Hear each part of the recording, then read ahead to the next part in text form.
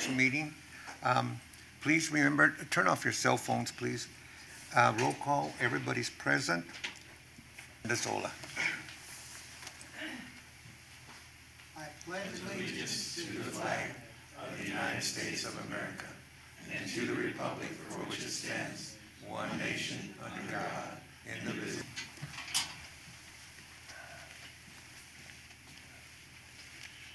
Heavenly Creator, we thank you for being, and we value our citizens in this great community, and we give you thanks for all that's come about for us, and all who make this possible, from our manager to our city clerk to our department we need in selecting a new council member. And we ask you to be with us, thy spirit. We ask this in the great Creator's name. Amen.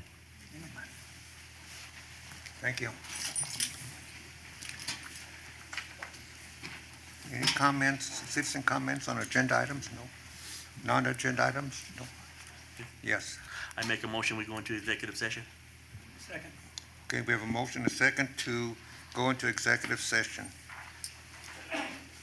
Council executive session, the city council will meet with the city attorney and city manager for the next step in the process to fulfill the council. And vote. Yeah. Okay. All in favor to Aye. oppose? Carries. We're in executive session.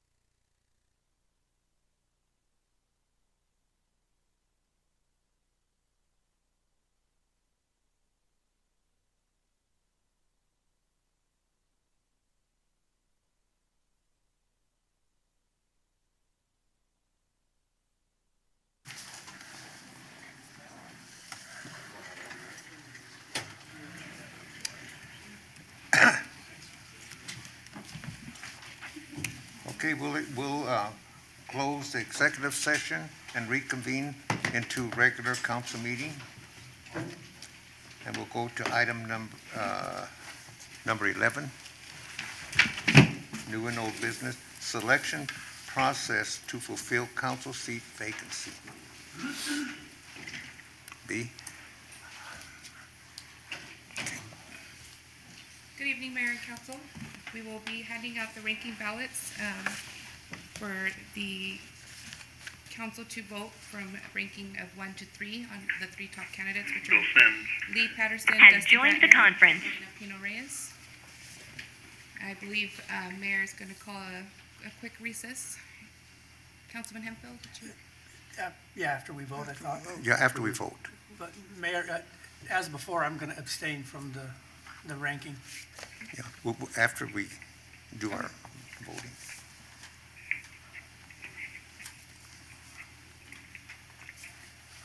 Thank you. Thanks.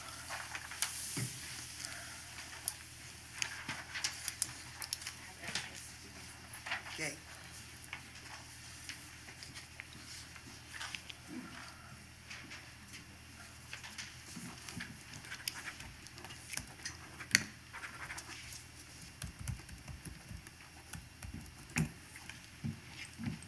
What's it?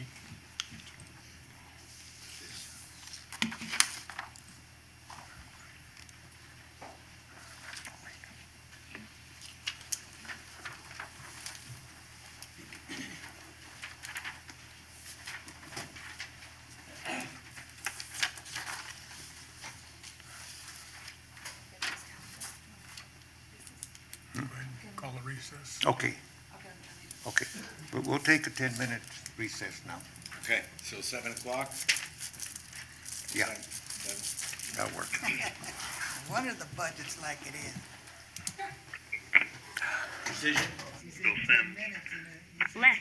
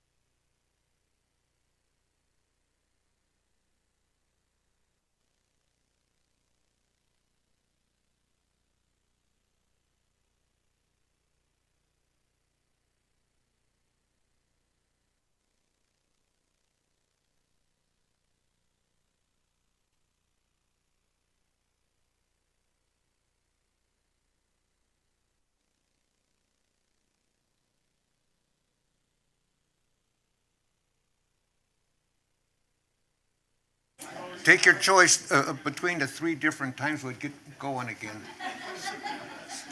So we'll do it now. 10 minutes. Yep.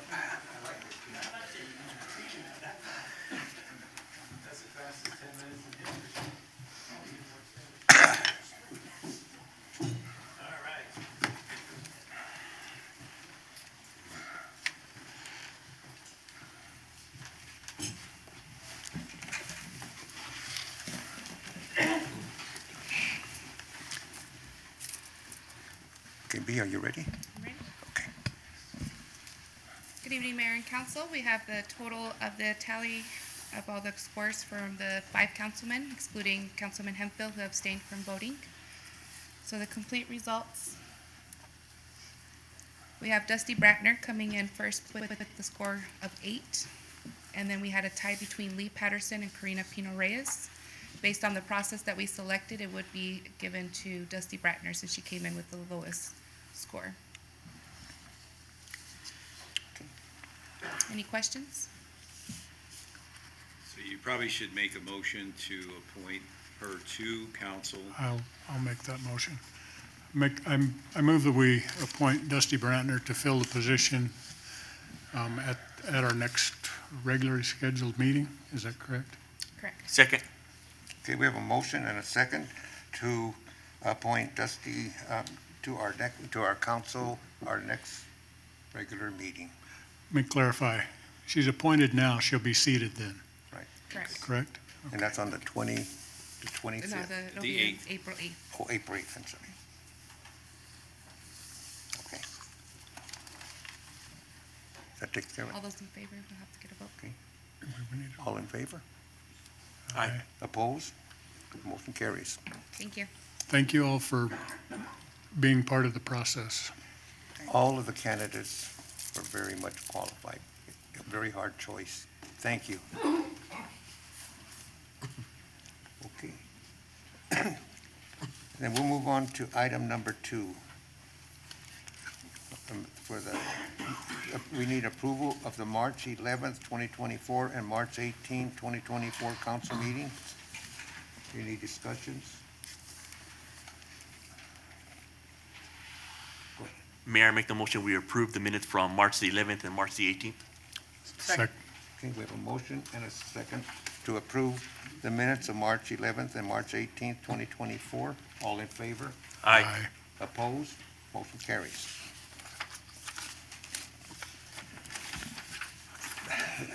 Item number 3, fiscal year 2024-2025 health insurance update, plan updates, annual plan costs and change, and employer and employee premium cost share. Danielle? Good evening, Mayor and Council. Staff is seeking City Council approval for the annual health insurance plan and cost adjustment and approval of the health insurance premium cost share between employer and employee for fiscal year 24-25 budget. It is recommended by staff that this year's breakout remains unchanged at 90% employer, 10% employee. The overall cost of the health insurance plan for the City of Safford, as determined annually by the Health Insurance Consortium, is 4.99%. As a member of the consortium, the plan increase is required. The City of Safford is a member of RAGIT, which is an Arizona public sector multi-employer benefit trust. By grouping together, participants utilize economies of scale to effectively structure, finance, and administer a range of employee benefit offerings while simultaneously spreading risk to minimize cost. Annually, through the trust, overall plan rates are calculated by the consortium. For fiscal year 24-25, it was determined that there will be a 4.99% increase to the health insurance plan. Once the trust provides the annual cost adjustment for the plan, City Council determines the cost share between the city and the city employees. Staff presented the required insurance premium increase at the March 18th work session, along with options for this year's premium cost share. Staff has provided potential costs associated with 3 cost-sharing options across all funds. The following amounts reflect those cost-sharing options with the base 4.99% plan increase included. For a 90-10 split for all plans, the cost is $236,000. For a 95-5 5 split, the cost is $367,000. For a 100-0 split, the cost is $497,000. The recommendation based on staff analysis and discussions with council, staff recommends inclusion of the 90-10 split for the fiscal year 24-25 budget. And with that, I'll stand for any questions. Anybody have any questions? Danielle, this will include the, I guess, I don't know the right company, but the gap insurance for, No, this is just the. this is just the split? Just Okay. the split. Yeah, that'll be part with of the budget increase, itself. Yeah, the 5%. Okay, thanks. And this is, sorry, Mayor. Go ahead. And this is across all funds. Yes. Any other questions or comments? I'd like to make a motion that we adopt the 90-10 split across the board for 3 years. Do we have a second? Second. Is that a doable thing? So I just want to make the point, Mayor and members of council, that you could do that. Just understand that we don't know what the percentage of increase will be. The split will be the same, the 90-10, but the amount of increase year over year may vary, and that's based on the consortium. We never know what it's gonna be. Correct. And we bounce from one year to another. And there's uncertain times on the horizon, and 90-10 was a negotiated decision within a year from going 85 to 15. I think it's a real good deal, and I'd like to harden it for 3 years so we know what the economy is going to bring. The 90-10 is a very good split. Does the 4.99% need to be a separate item at this point in order to do that 3-year deal? Mayor Ortega, Councilman McGoy, I don't think so. I think we're okay. Again, whatever the increase is going to be in the future years, we'll, bring it based on that 90-10 split. So I think you're fine. Okay, my motion stands then. We had a motion to accept the 90-10 split. Did we have a second? I'm sorry, my second stands. His was his motion. Okay. Any other comments?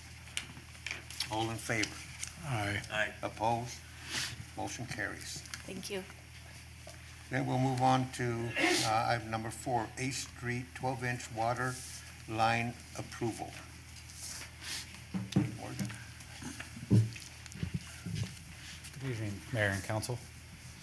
This is a request from Mayor and Council to approve reappropriation and expenditure of the funds for 8th Street 12-inch water line project in an effort to complete infrastructure installation before the new road project being managed by the town of Thatcher. So some background is the town of Thatcher has received funds to construct and complete the road project on 8th Street from 1st Avenue to 20th Avenue.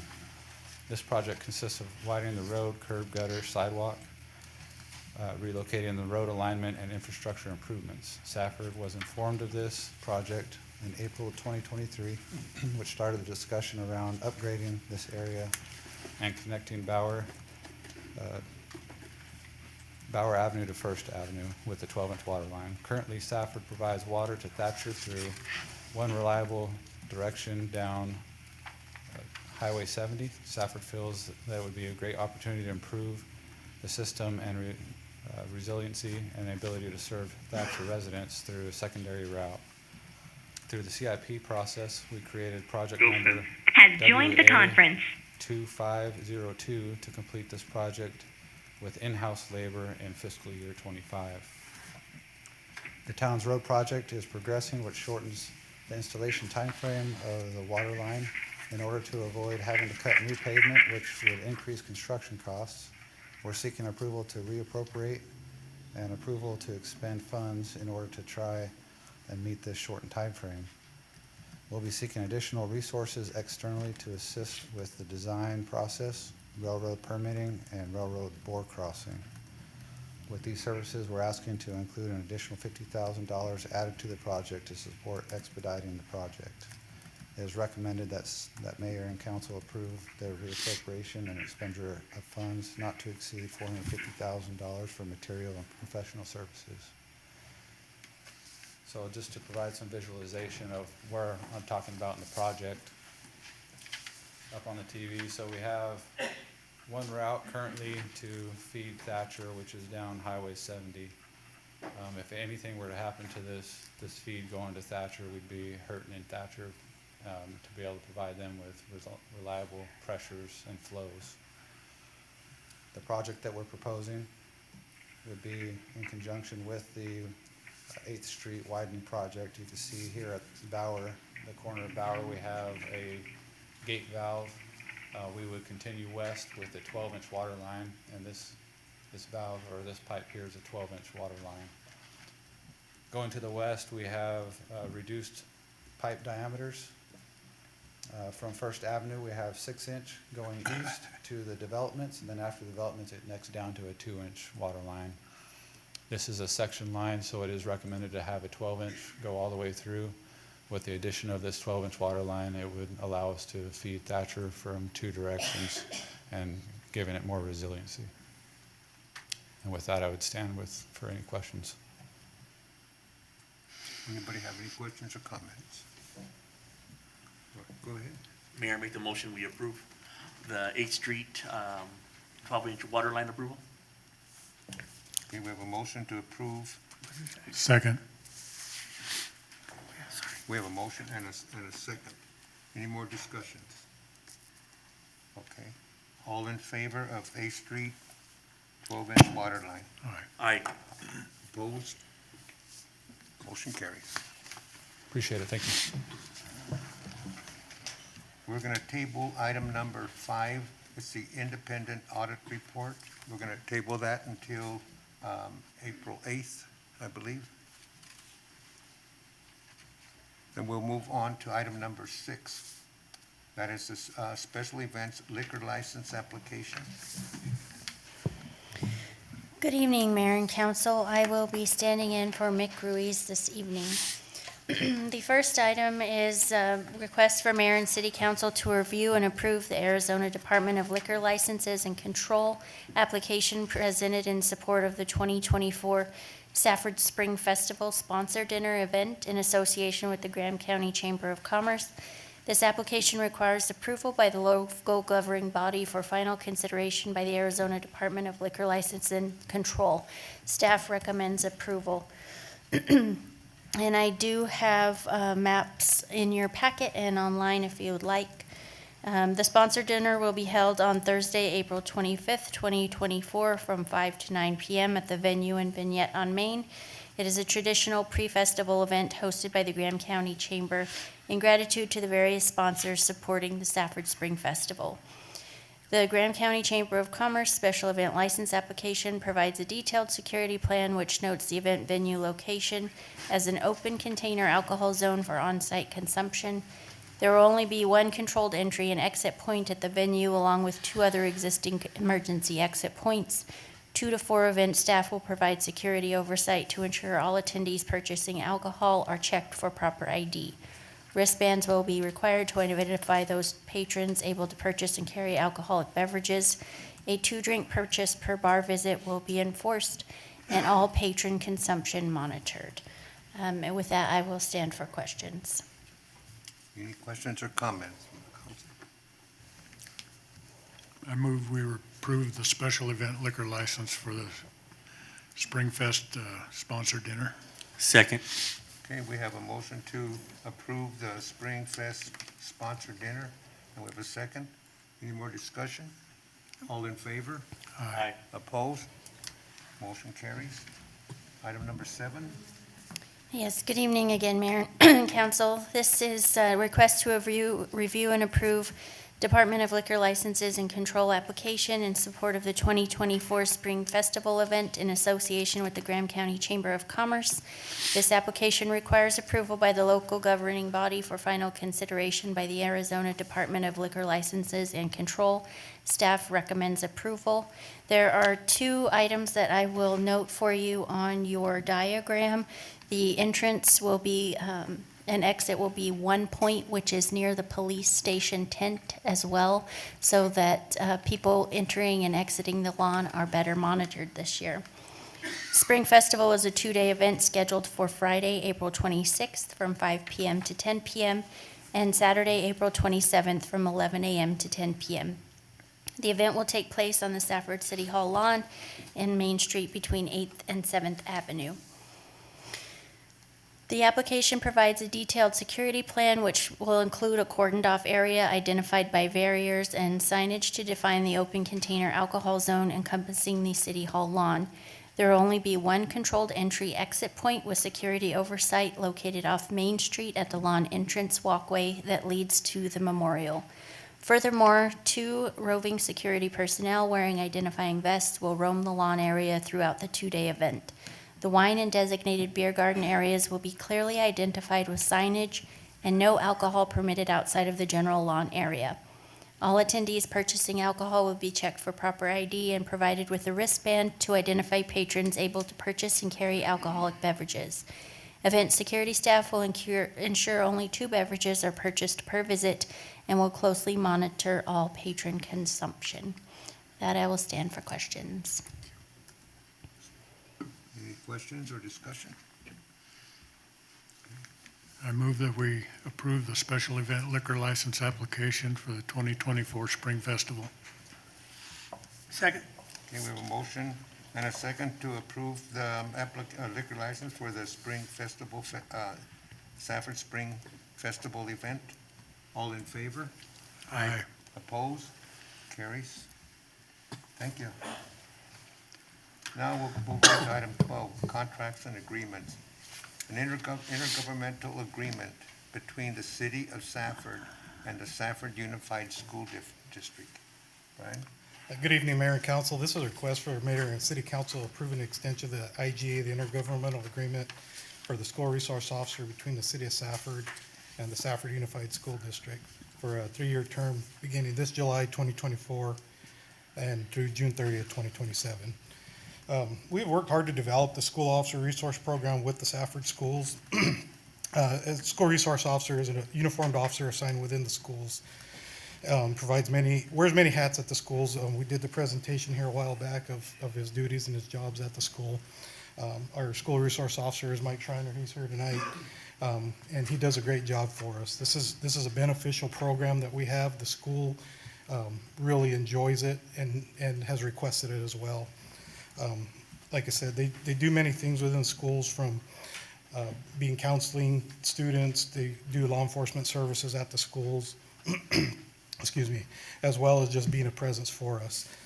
Currently, he maintains 6 different campuses with a total of approximately 3,500 students.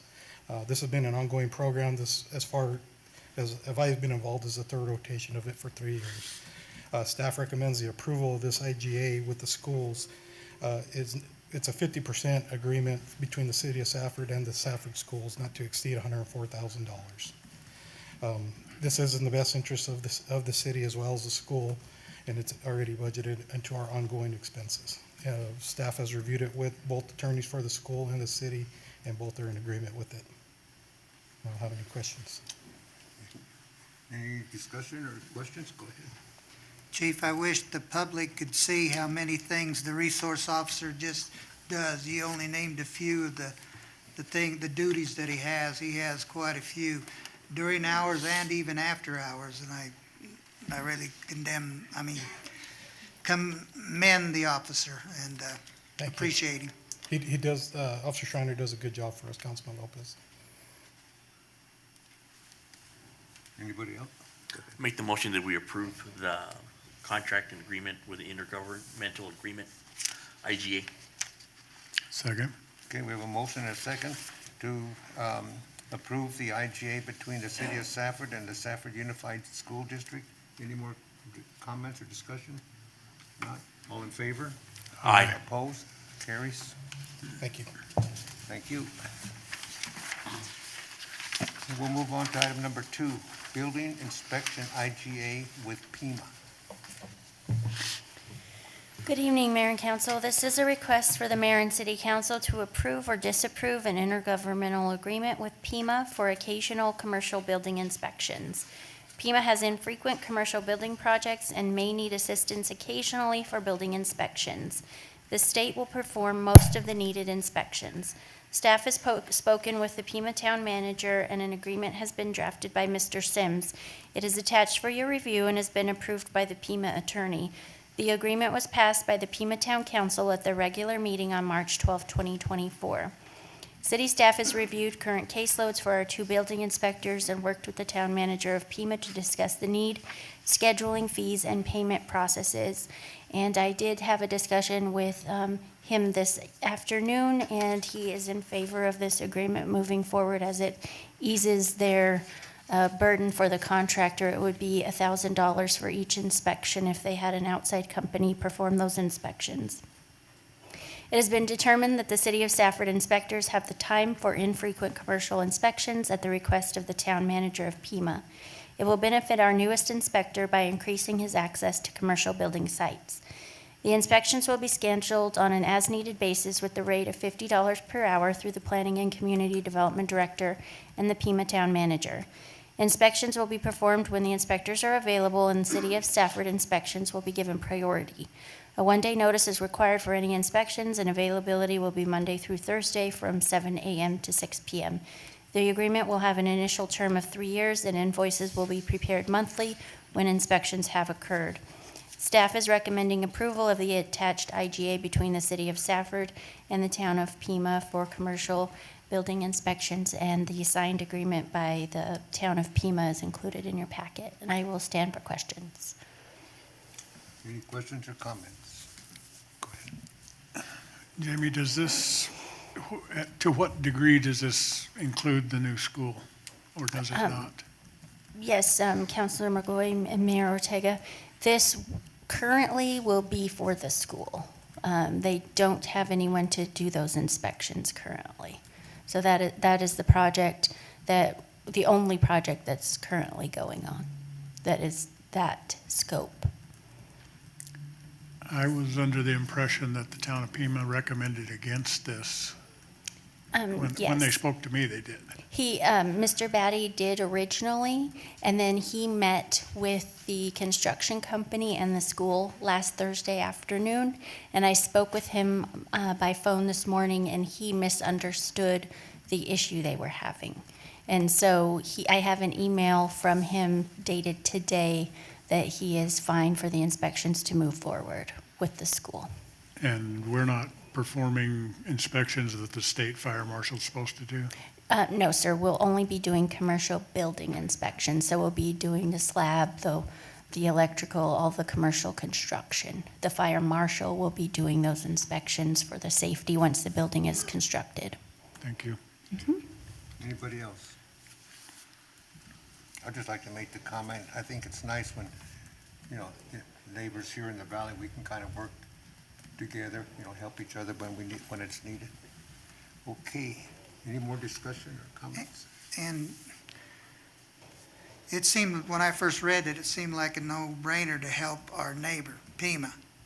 But then I am still a little bit leery on us actually doing the commercial end of it as far as a school, when the contractor's involved, and like Mr. McGoy said, the fire marshal. If there's any vague questions in our liability still, I don't know that we should move forward until they're all answered. Yes, sir. Councilman Lopez and Mayor Ortega, Mr. Sims has written this agreement, and if you would have any questions about those, they are covered, the liability section in the agreement, and he can speak to that this evening. This is Bill Sims. You have adequate indemnity and insurance in the agreement. Okay, Bill, because it could be for years before something came back. And the immigration, the indemnification survives the termination, not the immigration. Yeah, I messed one up today too.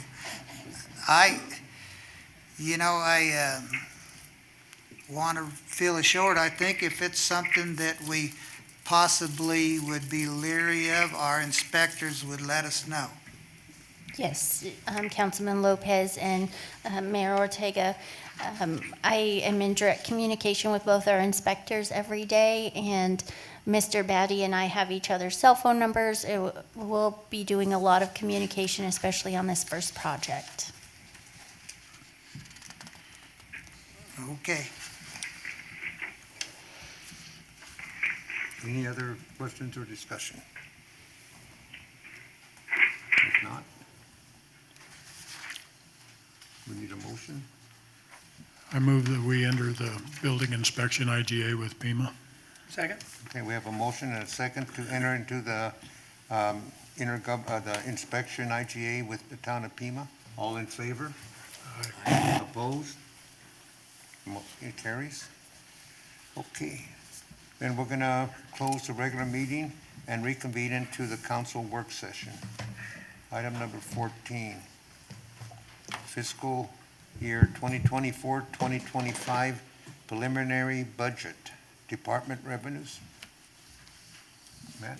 Just, again, so now we're in work session mode, even though we're still in this configuration. So again, it's budget, and so we don't have to go through the chair. It can be a little bit more open. Okay. So again, just in case we want to have participation in the discussion, you always have to say that because in this configuration, you always end up going back to that same rhythm. So anyway.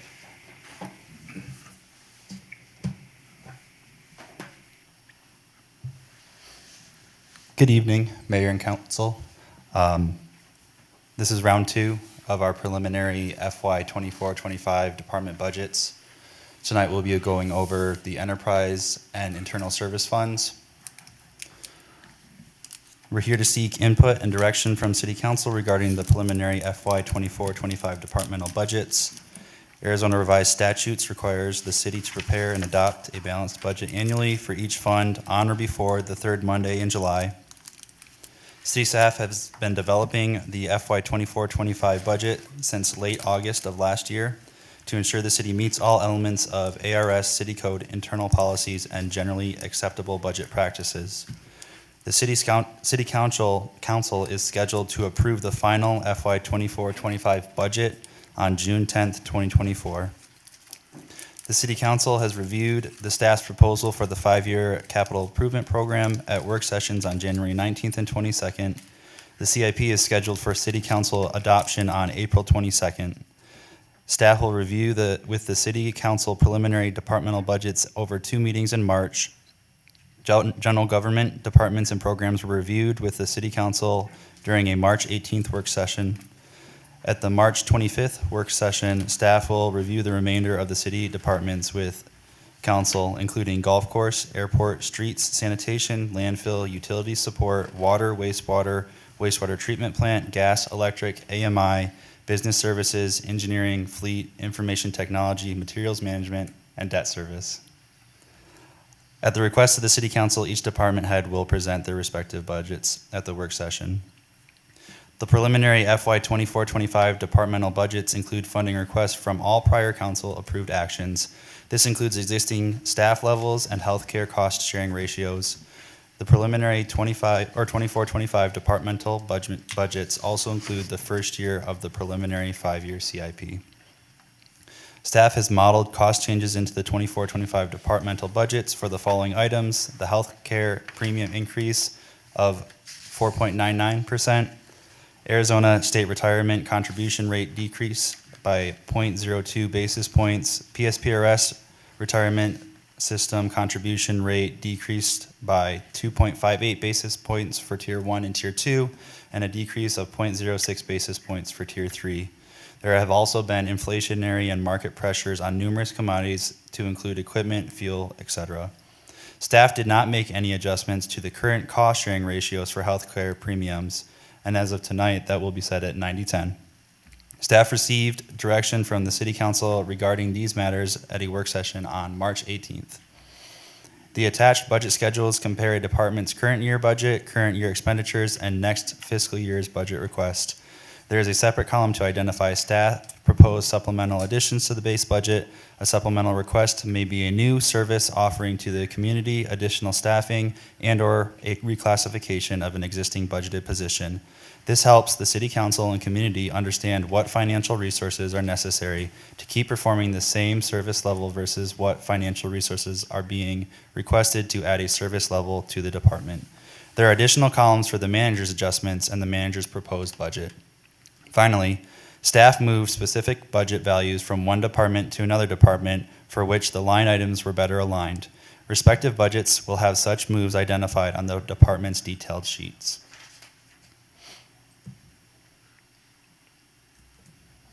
And this is just a recap of what I went over in the first work session, then also what I just went over in the CCF. That's a little rough to read. It is far away. Blair. Thank goodness for healthy eyes. Yeah. Bring my binoculars. So just a recap of what we've seen in the last work session, and then for anyone who wasn't in the work session on the 18th, this is what a budget summary sheet will look like. I have human resources here.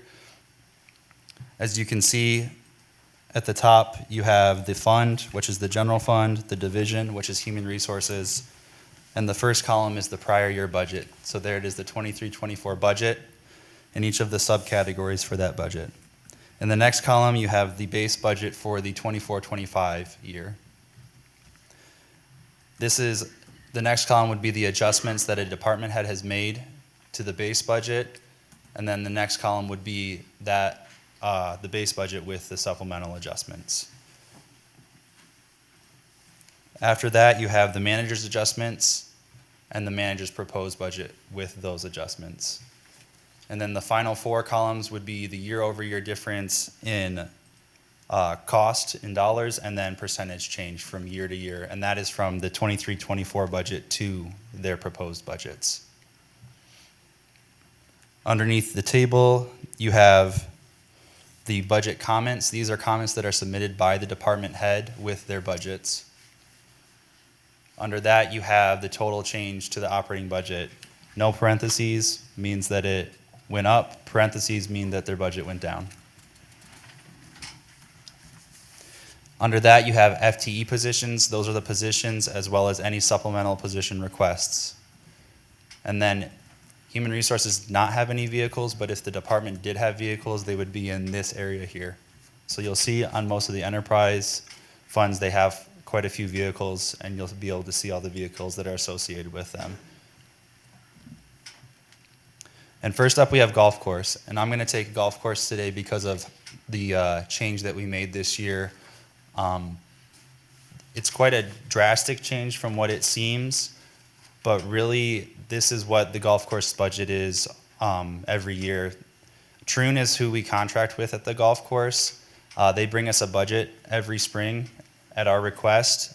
And in years past, we've just budgeted what is in our contract to cover in case they don't meet their expenditures with revenues at $175,000. That's typically what the professional service costs have been. This year, we looked comprehensively at the golf course and how it's being managed and how they budget. And we want to be able to reflect what the actual cost of the golf course is, as well as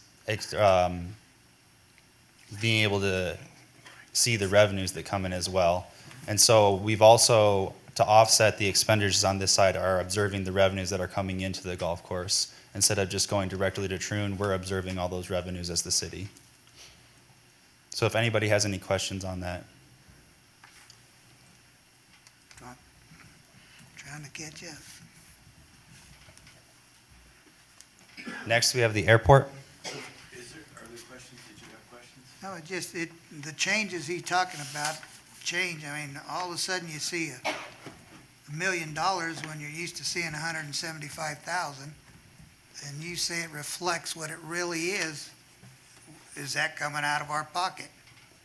So it is coming out of our pocket in short, but the money is also coming into our pocket now more readily.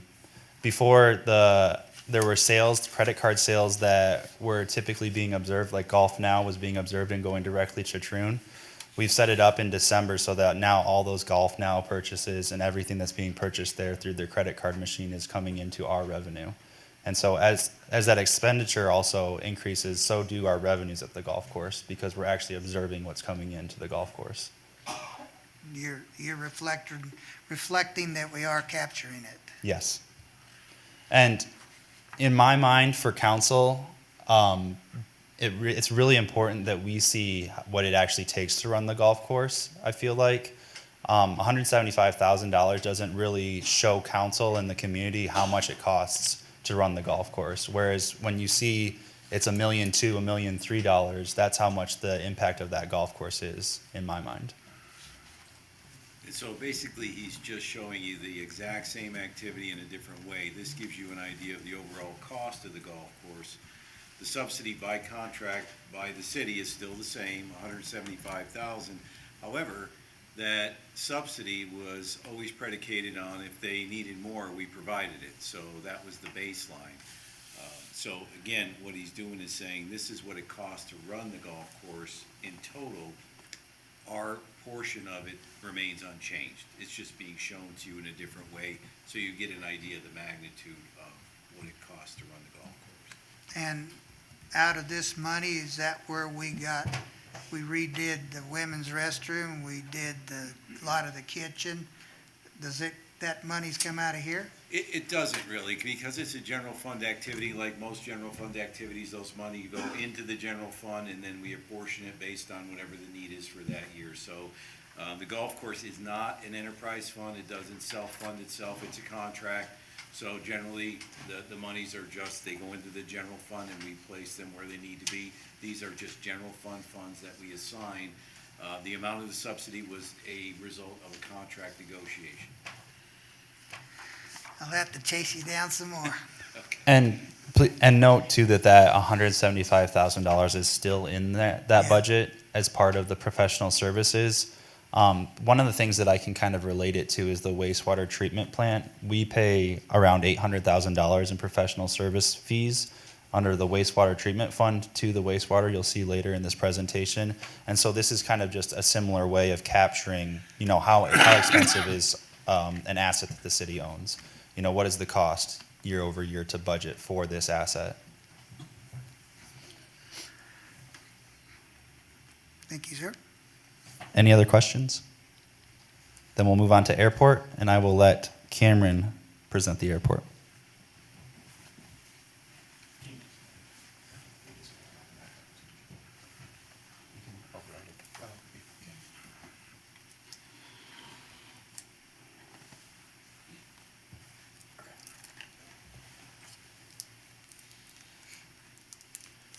Good evening, Mayor and Council. I wanted to take the opportunity tonight to go a little bit further in depth into the airport budget, more so than we are with some of the other budgets this year, just given the major changes that have occurred over the last few years at the airport, specifically when it comes to revenue.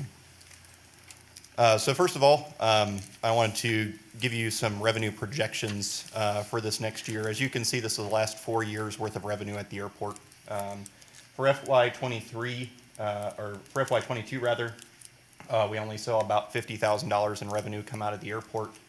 This year, we're projected to get about $301,000 in revenue out of the airport. So this is broken down. A vast majority of revenue at the airport is leases. Obviously, a little over $200,000 of those leases are coming from the airport itself, from aviation businesses and private entities that lease property on the airport or lease hangars from the city. Another large portion of that we're seeing is the first 3 business park tenants that we have at the airport. We opened that up just about a year ago. We already have $41,000 in leases that have come in. We found that the business park has been extremely successful. Lot sizes for the business park tend to be much larger than what you see with an aviation business. An aviation business typically needs a really small lot to put a hangar on. Whereas a non-aviation business needs a much larger space. Up to the largest lot we currently have is 4 acres, going to Bridgestone Tires, operating as GCR. Additional revenue comes in the form of fuel flowage. So the city does have a tax essentially on aviation fuel pumped at the airport. That currently brings in about $20,000. However, Ponderosa Aviation, the FBO, did just get a military fuel contract, so they are pumping a good deal more fuel. So we'll see over the next year how that plays out. But we did base those numbers on $20,000 in fuel flowage fees.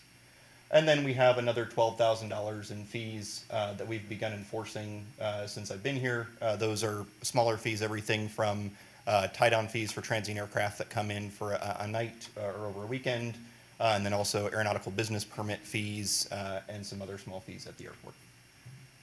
So as you can see, we've broken down the airport budget overall because the airport is an enterprise fund. Looking at revenue, the airport's producing about $301,000 a year in revenue. This year, the airport is expecting to receive $1.7 million in grants from the FAA and from ADOT.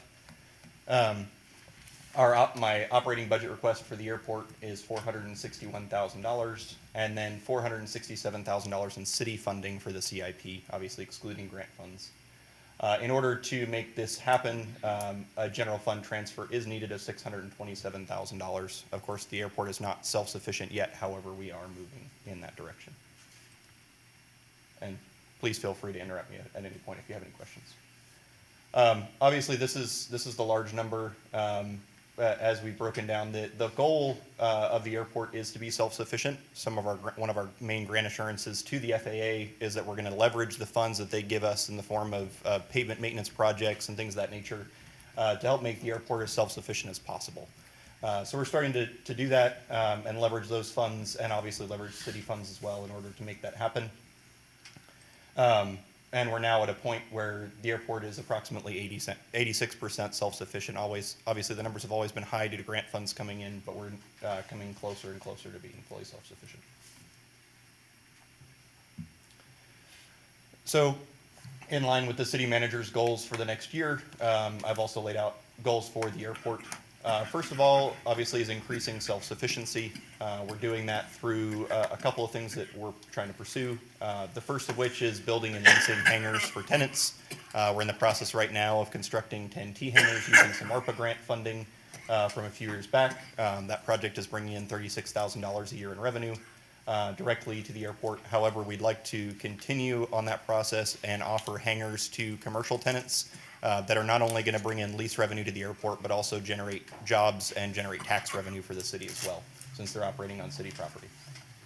And then also marketing land leases. That's our greatest return on investment since we already have the land. The land has been sitting vacant forever. So we're essentially using an untapped resource out at the airport. Second is investing in infrastructure for growth and economic development. Obviously, we have a lot of land out there. We have some great resources, but we need to do some projects in order to be able to fully leverage that resource. So we have a couple of major projects this year. The first one is Business Park Roads. We're at the point now where we have one lot left with road frontage access in the first area we're developing, the business park. Past that, we need to explore options to develop some roadways in there. And we've come up with some low-cost options to do that using some millings actually coming off the airport off of some other projects so that we can then leverage that infrastructure over a couple of years and be able to continue to build out. And you've seen that project in the CIP. Also developing additional taxi lanes, again, kind of the same aim, but on the airport itself, being able to build additional hangars. We've now reached the limit of our capacity to build general aviation hangars on the airport. We have no space available any longer, so we're leveraging some FAA grant funding to be able to continue that development. And then finally is designing a new terminal building. There is some FAA funding available for constructing new terminal facilities at airports. However, the FAA wants to see a shovel-ready project. So we're requesting some funding from the city to be able to leverage those federal grant funds and be able to construct a new terminal facility at the airport. The existing terminal is only 1,000 square feet and isn't conducive to some of the projects we're working on. Currently, when we bring anybody out to the airport, we typically have to utilize Ponderosa Aviation and their FBO and their facilities rather than a city facility at the airport. And then obviously maintaining our existing resources. We've been gifted with some amazing resources out there, but we need to maintain those. We do have a request to increase some staff, as well as utilizing federal and state grants to maintain that infrastructure, just as we always have. And then finally, enhancing community transportation services with continued efforts to develop air service options for folks to fly to Phoenix. So as I already highlighted, these are our three major projects that involve a lot of city funding that have not been in prior years' CIPs. The Business Park Road project, as seen on the right, developing a grid within the business park so we can leverage that infrastructure. I apologize for my amazing engineer drawings over here.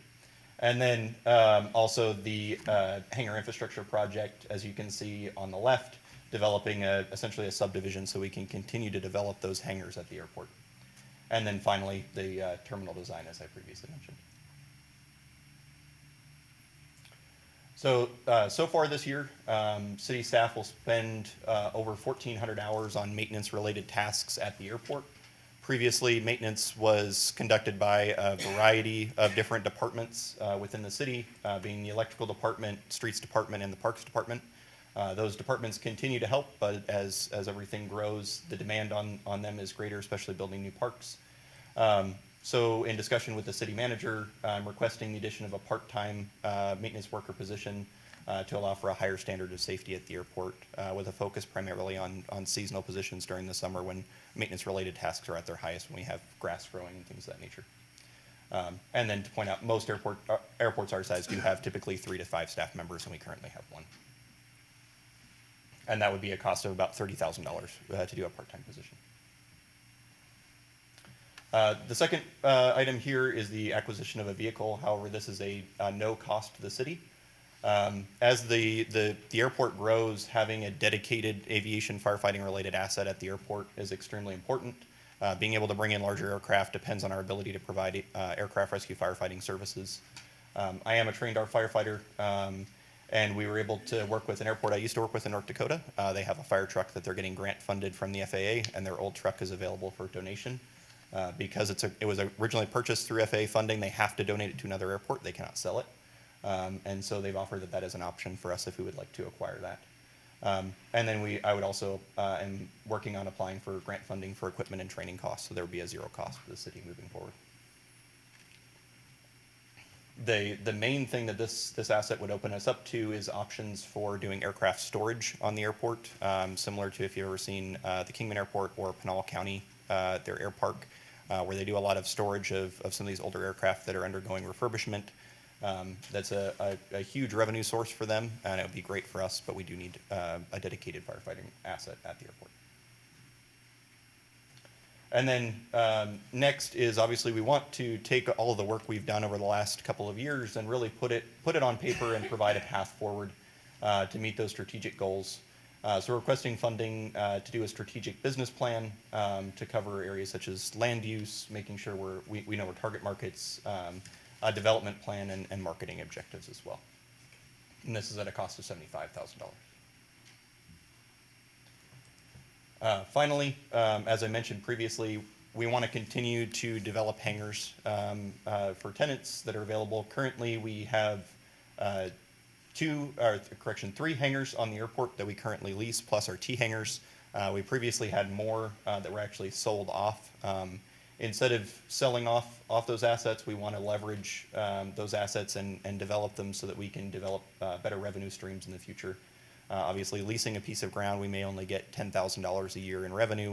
If we're able to develop a hangar, that goes up significantly closer to $50,000 to $60,000 a year in revenue, and an asset that will last us, 5 to 6 decades at least with a metal hangar. And this is at a cost of approximately $400,000 to $500,000 per hangar. We are requesting to be able to use general fund funding for this project and be able to make this a continuous process moving forward. As we find these businesses that are interested in relocating to Safford, we can use this as an incentive program to attract new businesses to come in and to allow existing businesses to grow. And with that, I will stand for any questions. Well, the hangars you'd be building, they'd be different sizes? And Yes, so they would be developed to meet the need of the tenant. of everything? We already have one tenant that's interested, PHI Helicopters, the medical helicopter operator. They're currently operating out of a mobile building and have been for 10 years. And they're looking to expand. However, their company policies don't allow them to build a permanent facility at the airport. So they would love the opportunity to be able to rent. And so the easiest way for us to do that is for us to develop something for them.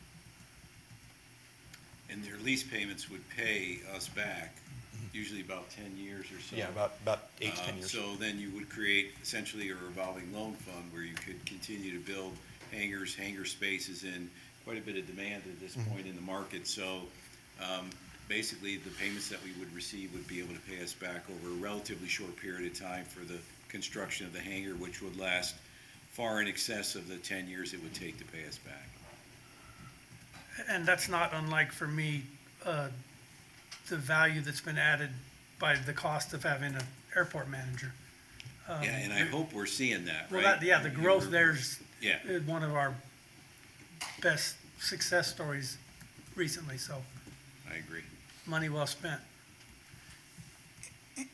And the water tank we were building up there for fire suppression, it's in and functioning?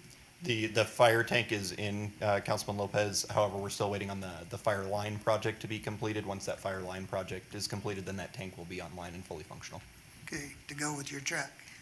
Yes. All right.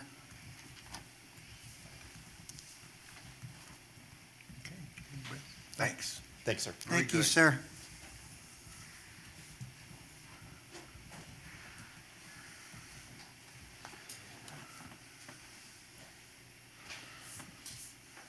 I will note that in this budget, the original request was for a full-time position at the airport. Prior, or actually after the submission of this, we came back and decided a part-time position instead of a full-time position, and originally the manager proposed to not have the position in the budget. So we went to part-time. I want to see if we can coordinate a schedule with Mr. Henry's folks to see if we can balance this out, see how it goes over the next year. If we continue to generate the kind of revenue we're generating, it would pay for itself anyway, but let's take it in steps and see what the need is. And so with this being a draft, the final, or it wouldn't be the final, it would be an additional meeting on the 8th where we have the summary. It will reflect the part-time position rather than the full-time position. I like Ne- that gradual step at a time, instead of just jumping in at part-time. Good. Next up, we have streets/HERF, and I will let Lance present this one. All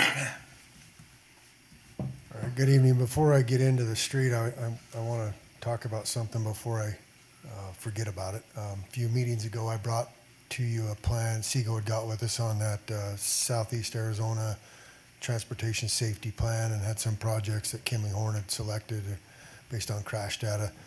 A little over a week ago, Christopher Treese with Seago contacted me and said that we had a project that qualified. It's actually 20th Avenue between 8th Street and the highway, where we had the fatality of a pedestrian a few years back. That one qualified, obviously, due to the fatality there.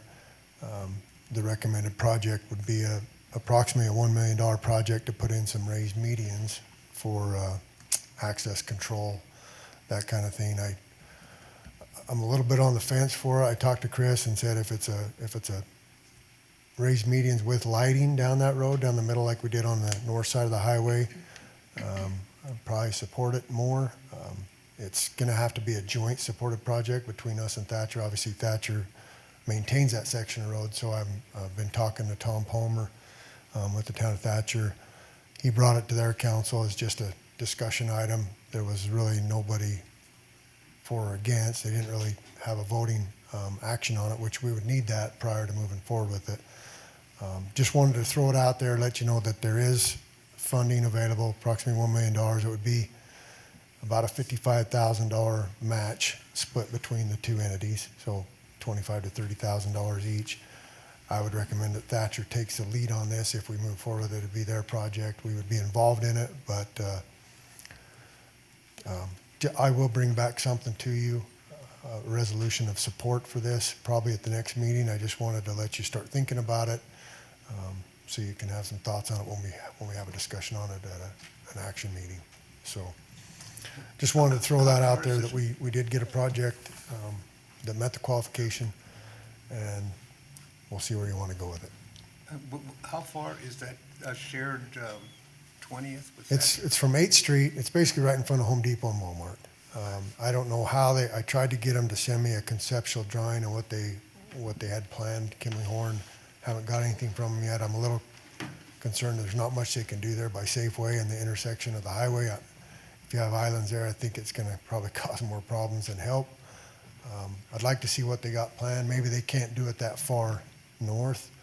Maybe it just has to be more towards the 8th Street section and Walmart and Home Depot, but it would have access control. It would limit your access into certain directions. You know, you wouldn't be able to turn into the south entrance of Home Depot if you're going northbound, that type of thing. So they do provide safer controls, but it also would be a learning curve to try and, you know, get around how to attack them. So Yeah, from working for my profession, yeah, we do have a lot of accidents, turning lanes, coming out of Home Depot. The, right there where you're talking at Safeway, Walgreens, that's terrible. It And is. since I moved to Thatcher, work over there, that's our, we do the turn lane, and so those are our accidents now. And so, yeah, we do have a lot of accidents right there. I see if you had an island there preventing people from coming out of Safeway going north, it would prevent them from going north and causing a problem, but it also, if you're ever leaving that area, heading northbound, trying to get on the highway, the turning lane backs up past the Safeway entrance sometimes, so that causes a problem where they're clear out in the road. So I And can then see it people are both ways. trying to turn into Walgreens. Yep. And the turn lane is backed up. It's Yeah. it's just so congested right there. So I don't know. I said, I'm on the fence with this project. It is, you know, it is a grant-funded project. It could provide some help. I'd like to see what they've got in mind before I get too carried away with it, but I will bring something back to you for support.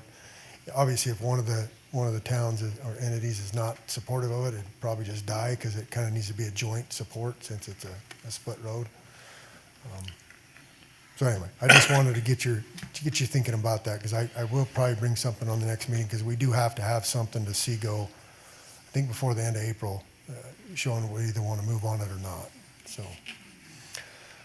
jumping into the street HERF budget, there's not a lot of change budget-wise from last year. The one supplemental change is I have requested another body. I did last year and didn't get it. I'm requesting that added position, street maintenance worker to the street department, which would help us immensely. We're constantly maintaining, 40+ miles of roads, sidewalks, alleyways, dams, dam maintenance, the graveyard wash maintenance, and we currently have 10 employees that handle all that.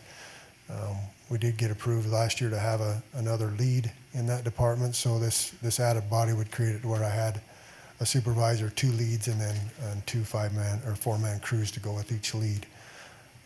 So I have requested that additional position. There was, as far as the budget shows, a decrease in personnel. That was an over budget of the Public Works Director into that budget. So that was a little bit misbudgeted last year, so we kind of corrected that problem. So that's why it shows an actual decrease even with the position added. One of my outside services has been moved. I've moved $1,000, which was just moved up into professional services. I mentioned that at the last meeting, where we're trying to combine everything into one professional services budget. That was for landfill charges, and tree trimming was in a separate line item. Didn't make sense to have it on its own.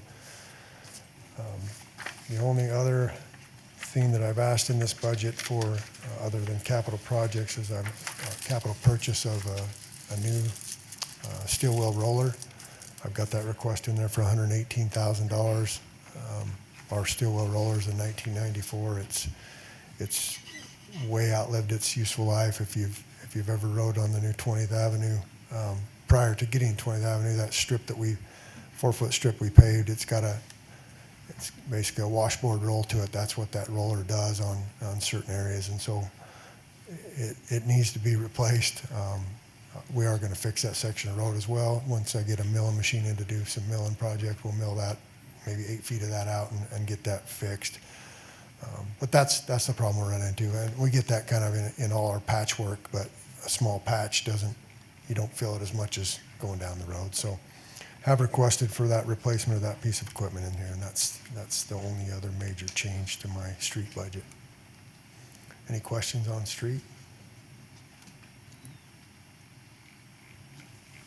Thank you. Sanitation budget, there's a increase in the overall budget due to a rate study, $20,000 put in there for the rate study portion of it for sanitation, and $15,000 put in there for increase in our trash fees increase every year just because we collect more and more trash every year. So we upped that budget from $310,000, it went up to $345,000. That included both those additions. I've also added $12,000 to the operating supplies.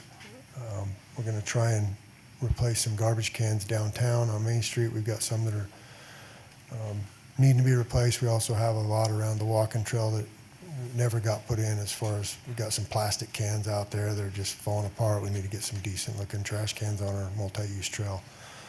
Those are the major increases to the sanitation budget.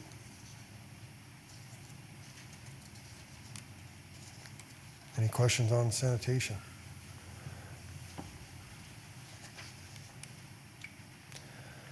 All right, moving on to the landfill. There is a small increase in the overall budget due to, we put in there $55,000 for a multi-jurisdictional hazardous waste collection event. We talked about that at multiple meetings, about having an event where we can collect, hazardous waste. We did that in 2016. The cost was roughly, I think, $15,000 or something like that. So we contacted the company that did it before.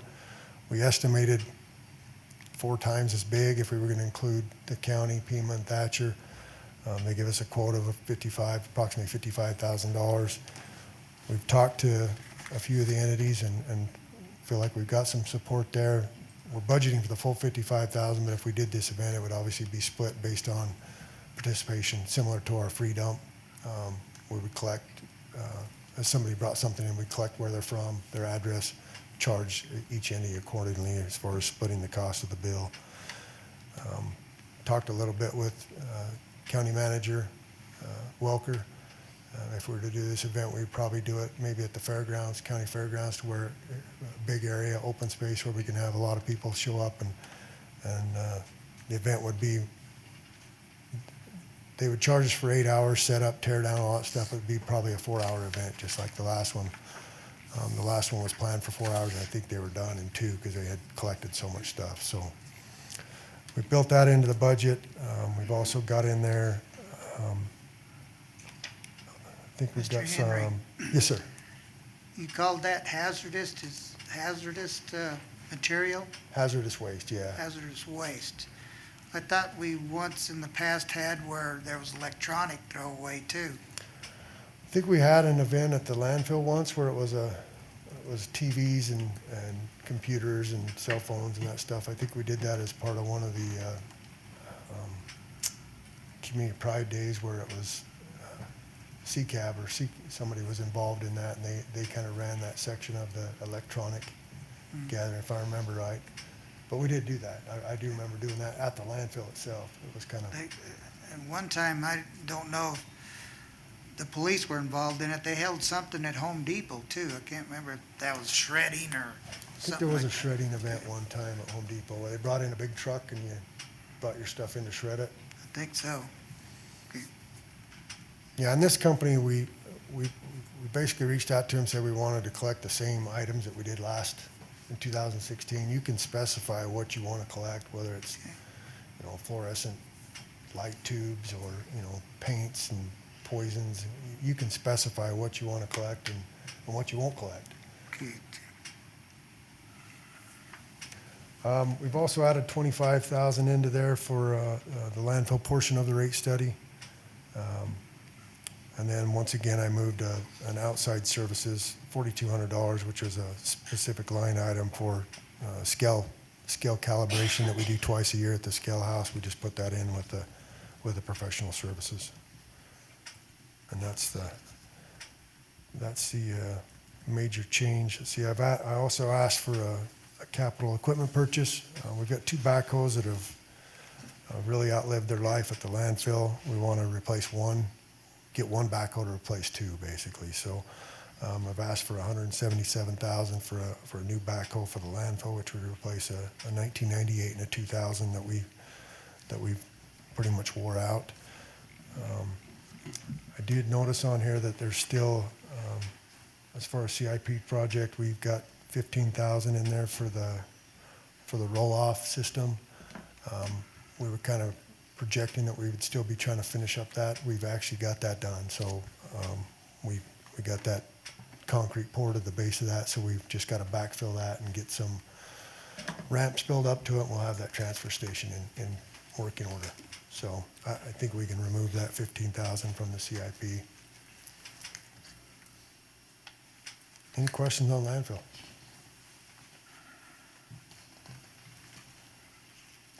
Yeah, I think that's me for a minute. I'll be back.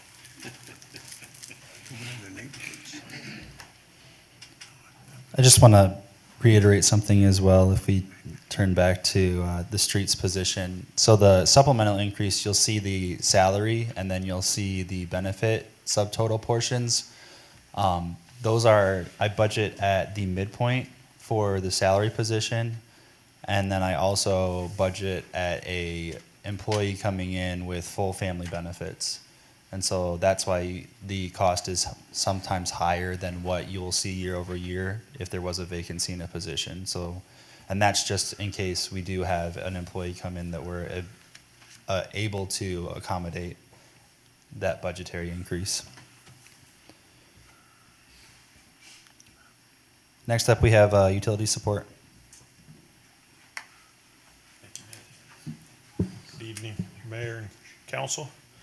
So just to reiterate what Matthew said, here's a perfect example of it. We had an employee move on, and we have a new employee in our utility locates as our utility locate specialist, and that individual has additional years of experience and then is a family on our insurance, and so that's where you see the major increases here. And then the other additional increase is our express bill pay. So all of our billing that comes into our accounts through our customer service department, everything that comes through a credit card, there's a bill, there's a fee associated with each one of those credit cards as it runs through. That fee is increased year over year, and that's seen in my budget here. That's the majority of the changes in my utility support budget. Is there any way that there just be one fee charged for the whole, instead of, what you said, like if I go and pay with a credit card, there's one fee. If Councilman Hemphill goes in, there's a fee there too? So there's a fee associated with each credit card that's run through the system, yes. Is that because of the, Yeah, which we pay. We pay the fee. is that-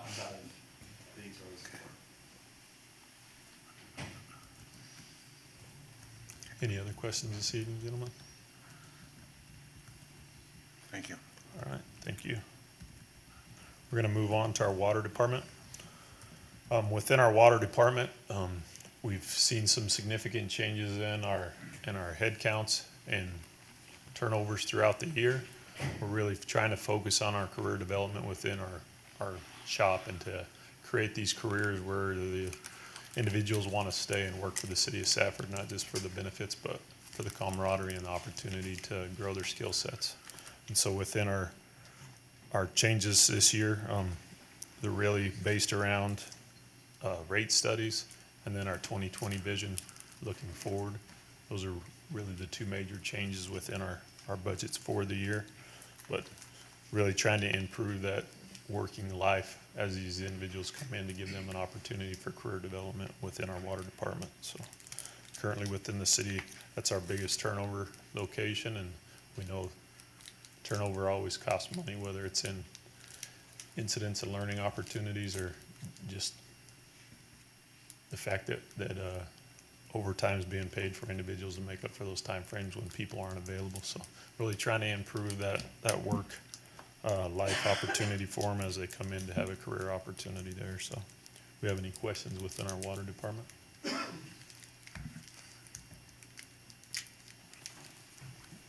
Thank you. Thank you.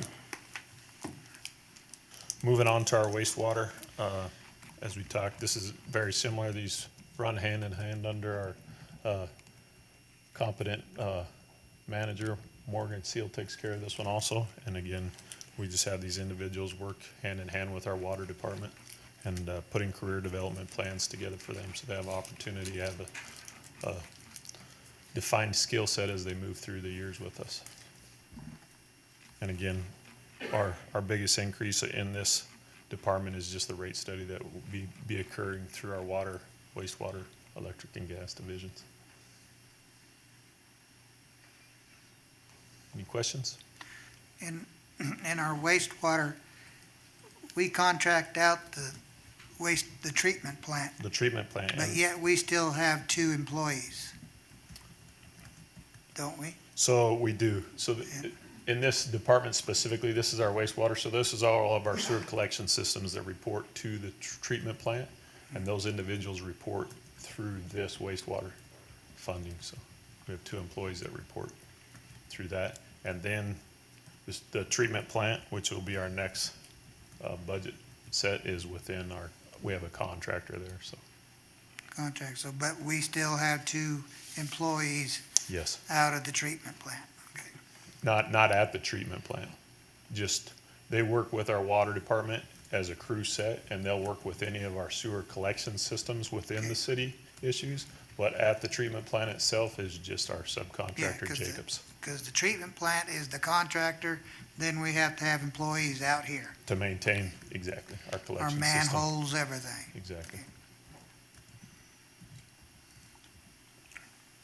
All right, thank you. Thank you.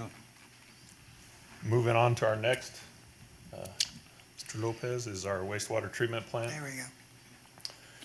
And again, this goes back to, we currently have our third-party contractor that takes care of that for us, Jacobs. And in their contract, we have a 3% climb in their contract for our agreement that we have with them. We have some additional increases through that, small, but relatively no change across the fund. One thing, we're gonna continue to, as we get into our city works, we're using that as to create some data and information for us as we spend this time and effort. We're really looking for the long-term look forward, whether bringing the wastewater treatment plant back into the city program, where we're managing that internally, is something that we're looking at to see whether that makes sense for us. Our current contract continues for another 2 years. So it's not something that's in our short term, but down the road, whether we want to bring that management back into the city. Something we're looking at and try and base that off of data specifically that we can see through our program, so. Because this contractor seems to have worked well with us. They have. They've done very well for us over the last 2.5, almost 3 years now. We have great interaction with them, that we meet with them on a weekly basis. They provide our reports back to us in a timely manner. They've done a great job identifying issues, getting ahead of those, and really being involved and proactive in the running of that treatment plant, so. Why was it that we brought, didn't the city, we used to manage it ourselves, didn't we? We did. It used to be an internal We gave it service. up because, why? That's gonna predate me. I'm gonna bring up our manager of this department and let Morgan speak to that just a little bit.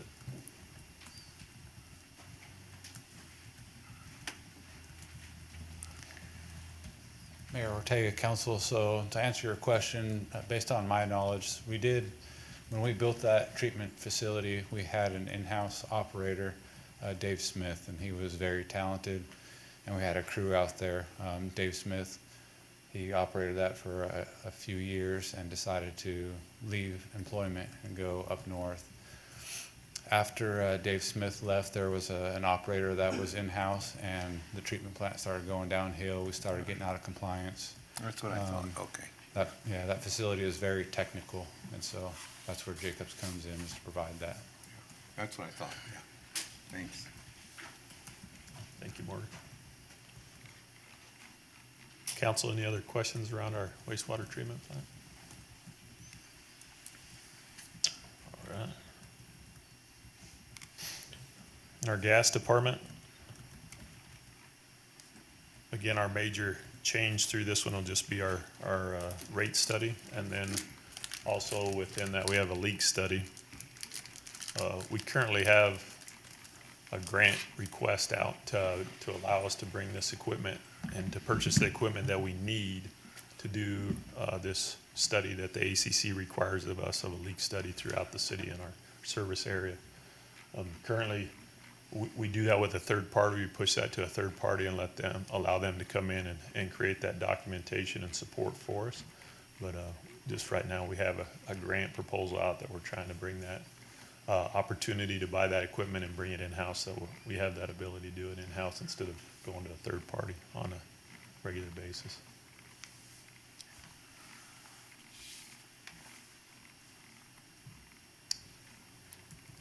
Any questions? Thank you. Thank you. Moving into our, my last presentation this evening is really around our electric department. And I think in this budget, you're gonna see the major differences and changes that we're making of any of the funds that I'm dealing with. As we look through this, it's really about bringing in our annual maintenance and our long-term maintenance to an internal process instead of always having third-party companies come in and do our maintenance and upkeep, where it's more of a cyclical.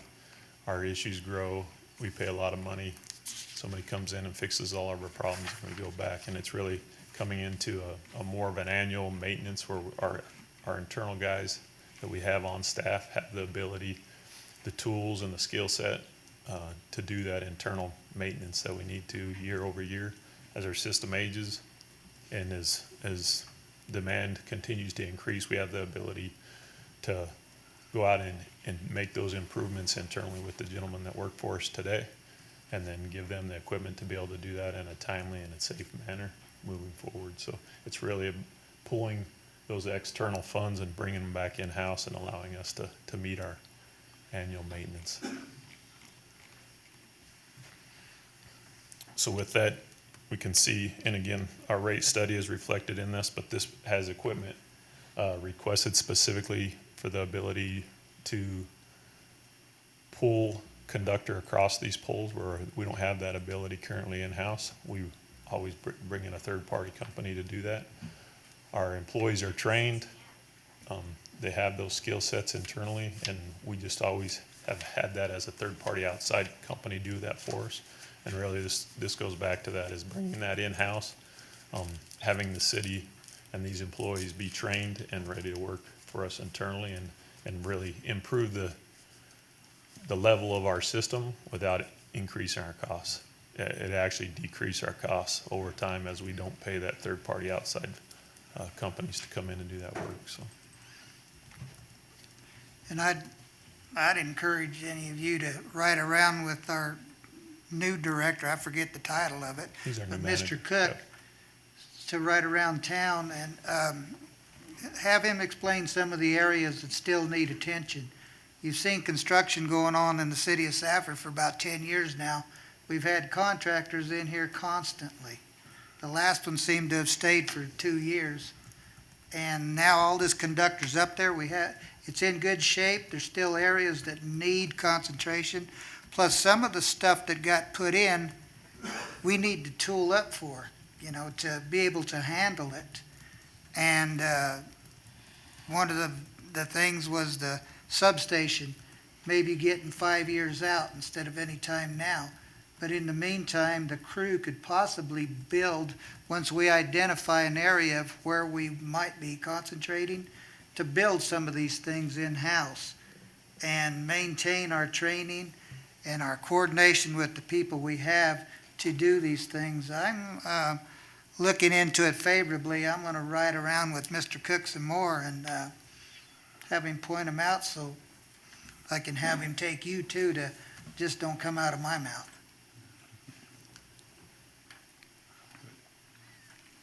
That training is so important. That It is is. a very important part. It is, and, They- and within these funds, there's some highly technical requirements as far as what they have to take care of and understand and comprehend in the tasks they do on a daily basis, so. Any other questions, comments? No, sir, I'm good.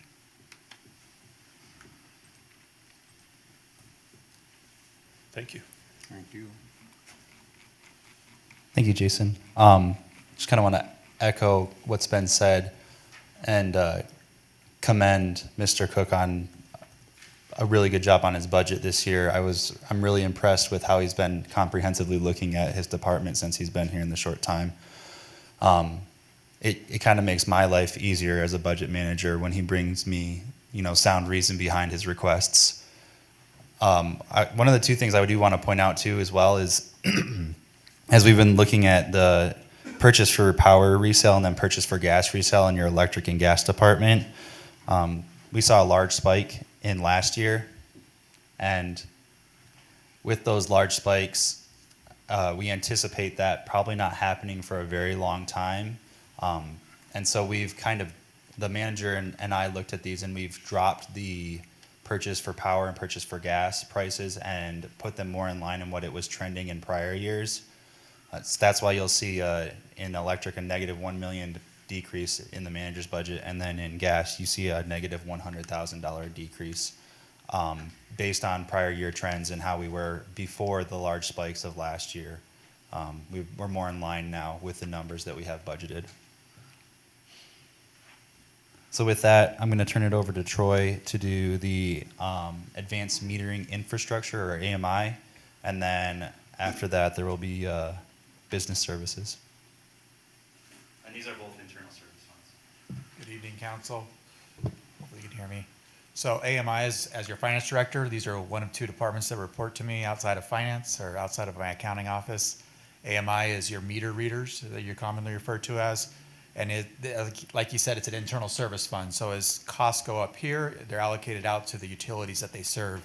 AMI is allocated by the number of meter sets for each one of the utilities, and that's the allocation. So water pays a lion's share of this budget.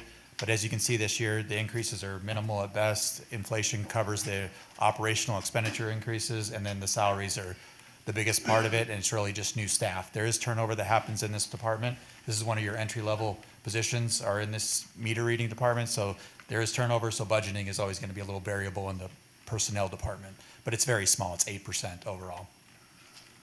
Next is business services. This is also an internal service fund, again, billed out to your utility departments. So as you see increases here, you're going to see them in your various utilities. Water does pay the lion's share of the department. And again, they have the same situation as meter reading, is personnel costs are the biggest change that you're seeing in this budget. Again, as turnover happens in the department, especially at the landfill, which is covered here, a part-time position specifically for the landfill, you're going to see differences in personnel and benefits. I guess another issue is their postage and folding machine is obsolete, and you can no longer get parts for it. And this is how we get our bills out to our customers. Many of our customers still take paper bills. So if we don't have a way to actually send them a bill, they have no way to pay us. So this is an important $13,000 machine. So it's how you create money, right? You have to actually generate a bill so they can pay us. This is a machine that we need to replace. There's no parts for the current one, and we need to get a more modern machine that we can actually be reliable and we can get the bills out in a timely manner. So we're asking for $13,000 in 2025 to do that replacement. But there's no charge for the paper bill like the debit card. You're correct. It is free, Ah, except for so the we need paper. more paper It is the after all? paper charges. Okay. But Mr. Lopez will come and fold Yeah, I'll fold bills some. for you. We'll invite you down and he'll lick the stamps, so. Yeah. But yeah, you have, the number of customers we have, this is a once a month process where we generate all the bills and get them out the door and in the mail. So we need that system to be reliable. Any questions about these? I believe we got Gabe for the last internal service fund.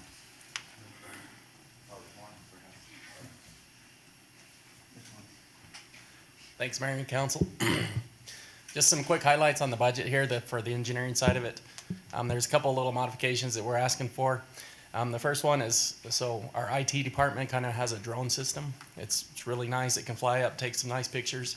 We're asking for a $7,500 increase in our budget for a one-time expenditures for some software. And what this allows us to do is it ties it into our survey equipment. So when we do a drone flight, we can actually get a surface area that gives us all of our elevations. We've been using it on a trial run for the reclamation pond. We've been checking for some of the depths and stuff out there for the clay deliveries as a QA/QC. We've used it for the El Paso Park. This will be a one-time expenditures that allow us to tie those together, those two systems together. The other thing that we've asked for in this budget is a $1,500, and that's for to initiate some training within our department. We're looking at trying to bring in what they call a PLS. It's a professional license surveying. When we ask for survey marks or property pins, we're not certified to put those in.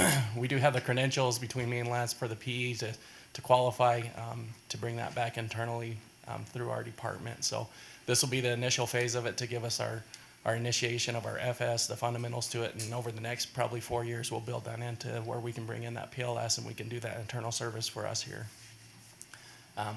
We do get those requests quite a bit, and we have to go externally, and that does cost us quite a bit of money. So this will be a way of offsetting those. Sir, so you're saying we can survey and set our own pins? If we get the PLS certification, which is what we're planning on doing. This is the initial phase to get the FS, and then over probably the next 3 to 4 years, we can qualify for the PLS and bring that internally back to us.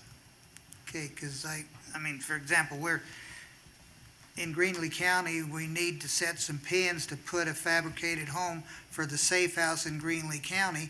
We can't find anybody to set the pins. Now, I'm not saying you go over there. I'm saying you can do that here for us. Yes. If need be, within our, okay. Not currently. We can't do it now, but once this process is completed over the next 3 to 4 years, we'll be able to complete that. 3 to 4 years. I'll study harder for you, Mr. Lopez.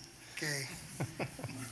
That would be a big service, because sometimes we can't find surveyors. I agree. Okay. We did just a little minor adjustment too. We did do a new hire last year, and this is kind of what Matthew was talking about. It was a little bit of an over forecast based on salary and benefit elections that they picked out. So overall, our budget's dropping based on that, but because we didn't have a new hire, we asked for a little bit of increase in the operating supplies, $250. So just some minor adjustments there. So if you guys got any other questions, I'll field them for you. Okay, thank you.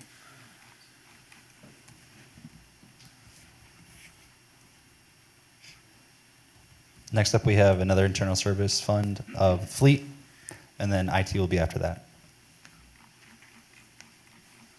I almost forgot about my favorite internal service, fleet. Minor changes to the to the operating budget of fleet, which is basically just based on personnel elections. I am happy to announce we are finally fully staffed in the fleet department. It took a while. We got 3 mechanics in there and a supervisor, and we plan on having an internal promotion to the lead position that was approved last year in this current fiscal year. So one thing I did want to make note of, we're entering our 3rd year with enterprise fleet management for our leasing of vehicles. Started the first year with 20 vehicles ordered. Last year we ordered 19. Of those 39, we've got 22 so far out of the 39. We have, I think, 5 Tahoes being equipped right now for the police. We did get 3 of them last week or 2 weeks ago. So we're starting to see some vehicles. We ran into some issues with availability and getting things, but it's starting to come a little bit better. I have kind of entertained the idea of, I've had talks with Kyle Kempton at Kempton Chevrolet about GM leasing. They feel like they could be very comparative to us, which would give us that local purchasing power versus a lot of these vehicles that Enterprise gets us. We're not getting through local dealers. We are getting a few Dodges through the local dealer. The last Dodge we got didn't come from the local dealer. It came out of Tucson. So I'm going to entertain that idea a little bit. This year, we're only putting on the list 11 vehicles, so we're taking down the quantity, replacing the ones that need to be replaced, and putting them on the list, but for coming years, we may entertain some other option, just because I feel like we're not getting what I expected out of enterprise lease fleet management. So we'll see where that goes. Like I said, we'll put 11 on there this year, see if we start to get all the vehicles they promised us, and we'll move forward from there. So minor changes to the a few different budgets. I mean, mostly motor pool fees, minor things. So any questions on the fleet budget? Okay.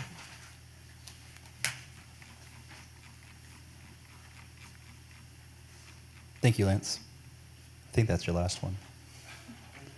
One of the things I do want to point out about fleet is that, and I'll talk about specifically internal service funds and how they're allocated after the last one. But fleet has an internal service fund balance that is generated by vehicle costs in the different departments, and that generates a replacement fund, and that's how we're able to replace some of the vehicles. The landfill equipment purchase this year is being purchased out of the vehicle replacement fund. Actually, all of the vehicles that were requested this year are able to be purchased out of that vehicle replacement fund. So we don't have to do any long-term or short-term debt servicing on these, because we've already built up the funds over years of them paying replacement fees over the course of the vehicle's useful life. So that is something that is unique. In talking with Troy, who's been to many other different places, he said this is a very unique thing for the city, and it's something that we're doing very well. So next up, we have IT.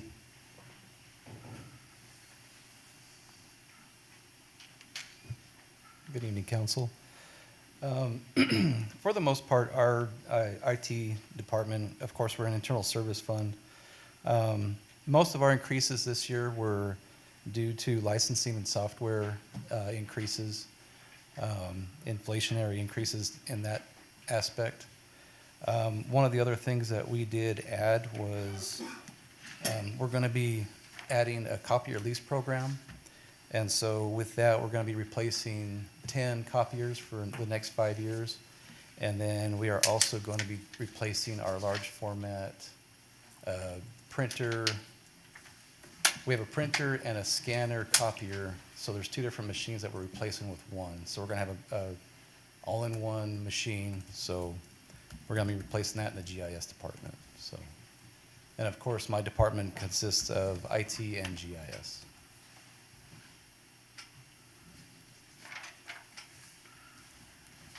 Is there any questions for my department? It looks like everybody pays you money. Yes. Well, we charge everybody. You charge everyone. That's where you get all your money, and that's where Yes. because your budget's like this kind of, but that's because you provide a service to all the other entities. Correct. Yeah, we charge out for the services that we provide to the individual entities. So only those that use radios, we only charge them radio service fees. You know, we don't charge that to the library type thing. So it's only the services that we provide for that entity is what we charge to them.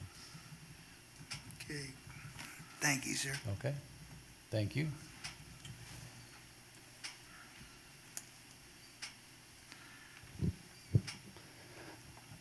Last internal service fund is materials management, or the warehouse. Here we have a year-over increase due to salaries and enterprise vehicle cost.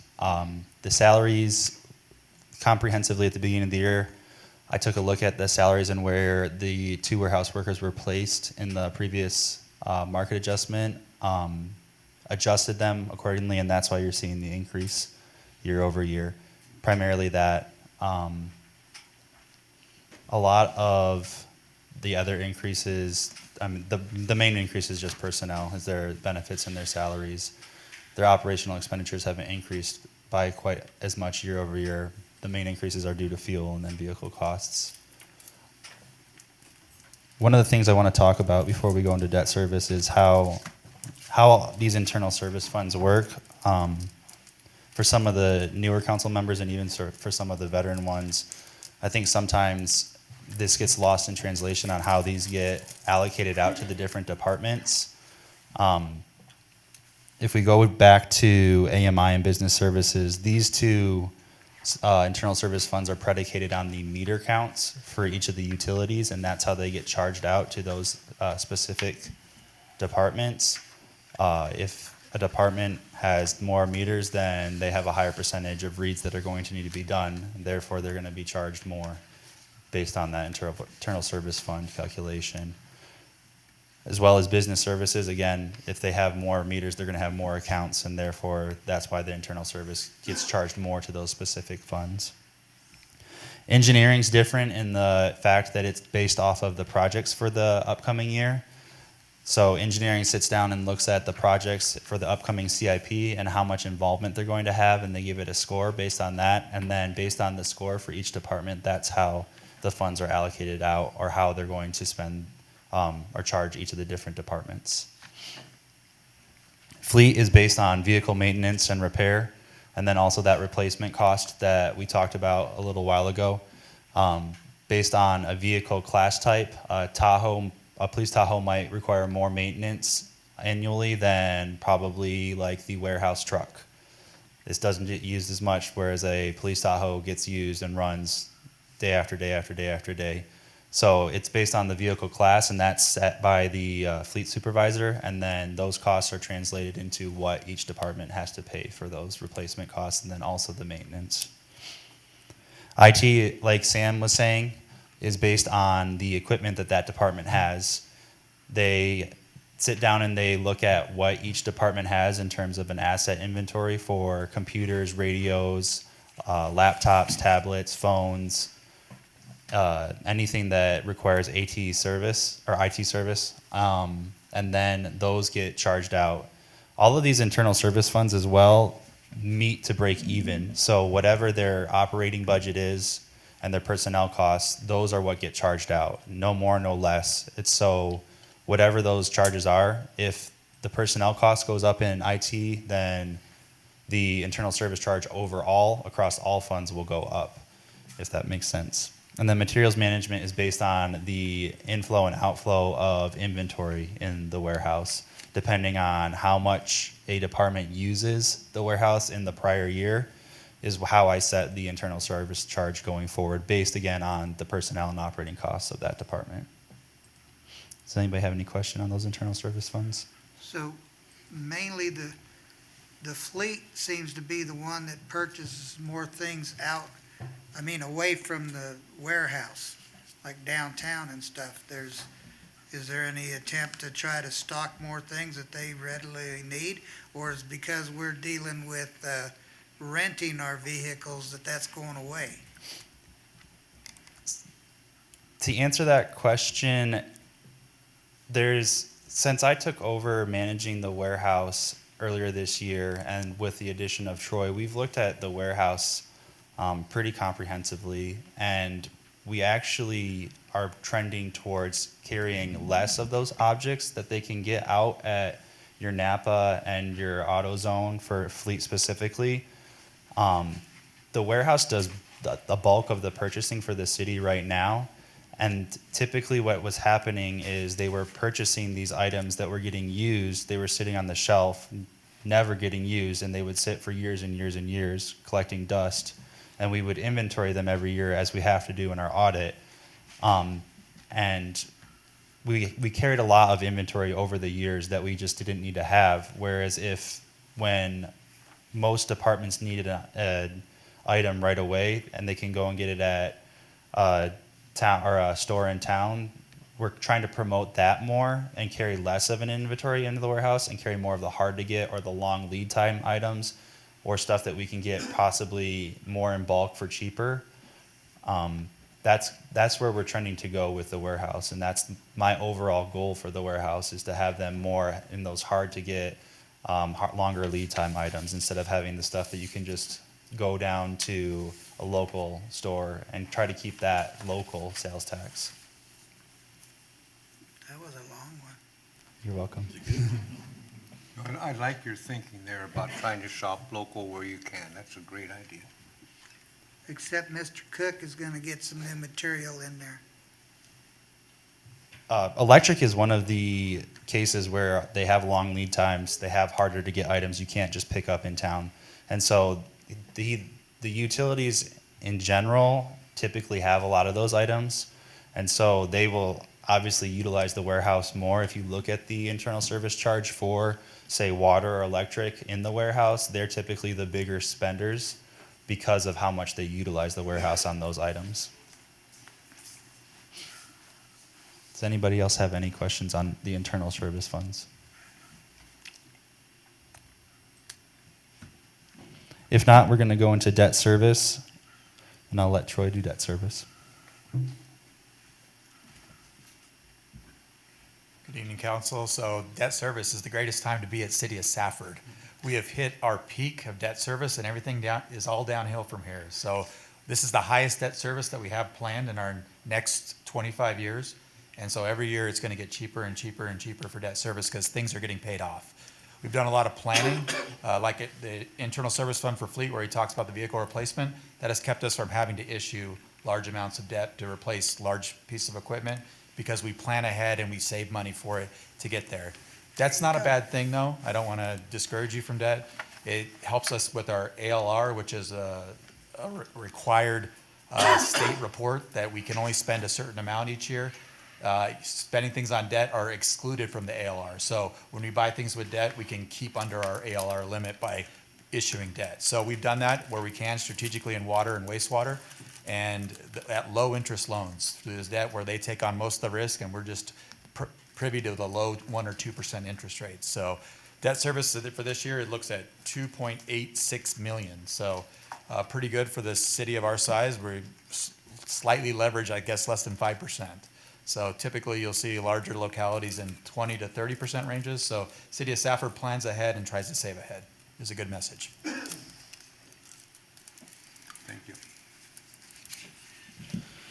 That concludes all of the department summaries for all of the departments. Last meeting and then this meeting included. The next steps are going to be on the April 8th meeting. We will have a revenue projection and fund balance availability presentation to go along with the city manager's proposed budget review. Based on feedback we've received at this work session and then the March 18th work session, I will put together all of the rolled up budgets and present them to you. And then on the 22nd, if I don't get through all of the roll-ups of the budgets, we'll have another presentation to finalize that presentation. Hopefully, we can get through it on that 8th. And then also on the 22nd, we plan to adopt the FY 2025 portion of the 5-year CIP. Similar to last year, how we adopted the first year of the CIP, we plan on doing that on the 22nd. And then that sets us up for the 13th of May to adopt the tentative budget. And from there, that is our cap or our maximum set expenditure limit. June 10th is when we will have our public hearing regarding the final budget and then our truth in taxation along with, or for the property tax levy. We'll give a presentation on that and that's when we'll adopt the final budget. And then finally on June 24th is when we adopt the property tax levy. Does anybody have any questions? So when and how would you like to hear some of the stuff that may not be agreed upon, like that I may see in the budget that I don't think you need? Now? Now? Well, no, we've run out of time now, believe me. I'll bring back all the summaries again on the 8th. And so on the 8th, that would be a good time if you want to collect your thoughts based on the 18th and the 25th and bring them back on that meeting. And then from there, we can make adjustments to the summaries and I can bring them back on the 22nd, again, with the adjustments that are made in another work session. And we still would have time to pass the tentative budget on May 13th. So on the 8th is when we should plan. If you do have any adjustments or anything that you want to omit based on what was presented, would be the time to talk about it then. There's, in between now, I know we need to do most everything in public, but is there anything we can give you that, say, don't know if I'm gonna agree with that or not, to give you a heads up, or,